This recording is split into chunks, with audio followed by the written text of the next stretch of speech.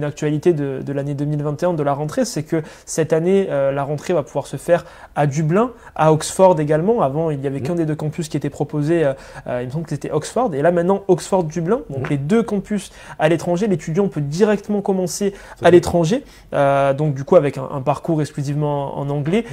Possibilité de faire un parcours qu'on appelle English Track également sur les campus français. Pourquoi cette volonté de directement, on va dire, immerger les étudiants à l'international et justement avec cette langue anglaise très importante? Pourquoi? J'ai envie de dire, c'est assez simple. C'est qu'aujourd'hui, maîtriser l'anglais, c'est même plus une question, c'est une obligation.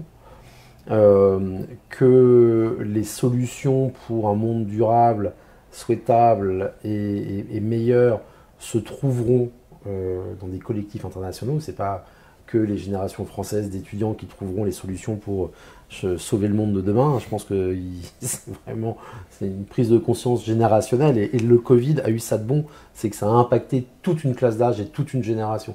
Et cette génération aura envie de construire un avenir meilleur pour eux et pour leurs enfants. Et pour en revenir sur ta question sur les campus, pourquoi on ouvre les campus d'Oxford et de Dublin en primo-accédant pour des classes préparatoires?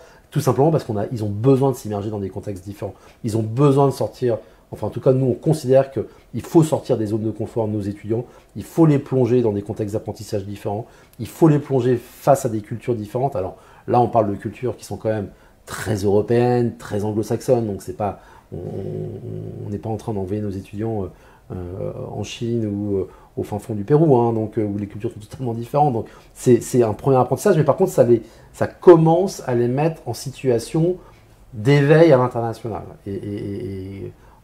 Lors de leur M1, ils peuvent partir dans des destinations qui sont beaucoup plus dépaysantes, en tout cas bousculantes en termes culturels et de vie.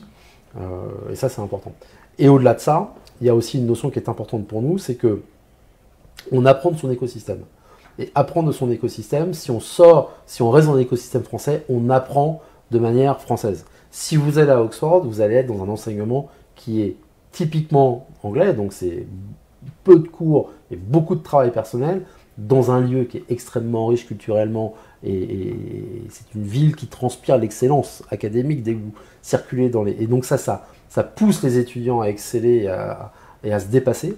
Et à Dublin, vous êtes dans un écosystème d'innovation, de développement du numérique avec des startups et aussi des grands noms de la tech présents sur place.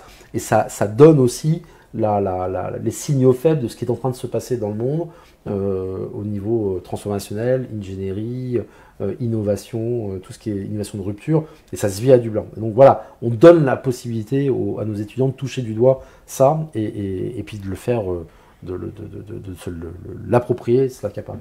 Une question qu'on vient de recevoir qui est totalement en lien avec ça, c'est finalement, est-ce qu'à l'EM Normandie, on a la possibilité de faire la totalité de notre parcours à l'étranger? Oui, depuis l'année dernière, on a diplômé les premiers étudiants qui avaient fait tout leur parcours à Oxford. Voilà. Qui sont rentrés première année à Oxford et qui ont fait leurs 3 années à Oxford et qui ont eu leur diplôme EM Normandie, programme grande école, avec une spécialisation en banking and fintech, qui avait passé 3 ans à Oxford, tout à fait. Donc possibilité d'intégrer une business school française après le concours, mais d'être totalement en Angleterre. Ça c'est disruptif.